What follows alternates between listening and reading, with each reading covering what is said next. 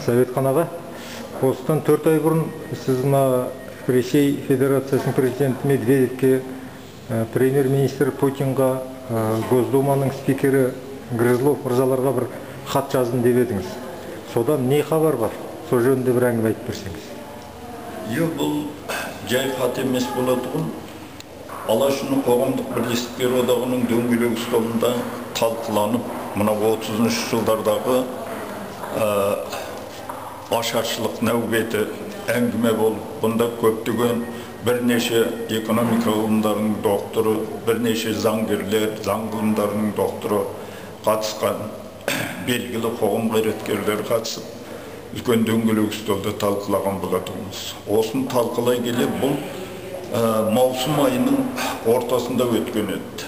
Осын талқылай келгеннен кейін бір шешімге келіп, бұл шын мәнінде қазақ халқы үшін еске алмасқа болмайтын уақиғалар болғандықтан, ал кеше кеңес үкіметінің заңды мұрагері ретінде қазіргі Россия Федерациясы осы мәселелерге тіпті оның өтеуін өтемесе де мына қазақ халқының ниет үшін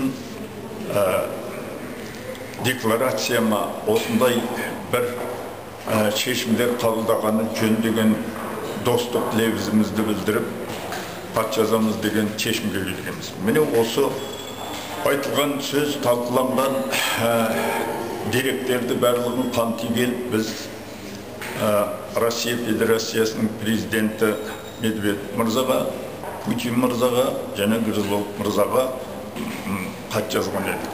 Міне осы хатты негізгі екі-ақ мәселе қаралған. Бұл 1930-32 жылдардағы мына аштықтан қырылған біздің ата-бабаларымыздың қазіргі рухы еске алмасқа болмайтындай жағдай деген пікірмен, бұл кездің өзінде мөлшермен кейбір статистика 65% дейді, кейбір 70%-ға жуық халқымыз ашаршылықтан қырғын тапқан екен.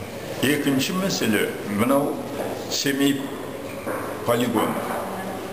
Бұның өзінің зардабы қаншалықты екені, оның бәрін теріп айтып жататын емес, ал қазіргі кезде бұдан кейін де неше ғасырға созылатыны бұл белгісіз.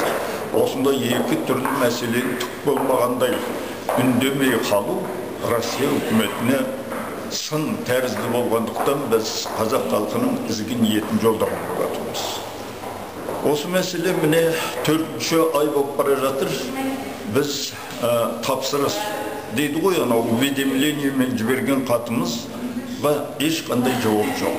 Сондықтан осы хатты біз мына интернет торабына, ғаламтор торабына салуға мәжбүр болатынбыз. Енді ыңғайы келетін болса, Медведев мырзаның өзінің блогына да жібергіміз бар.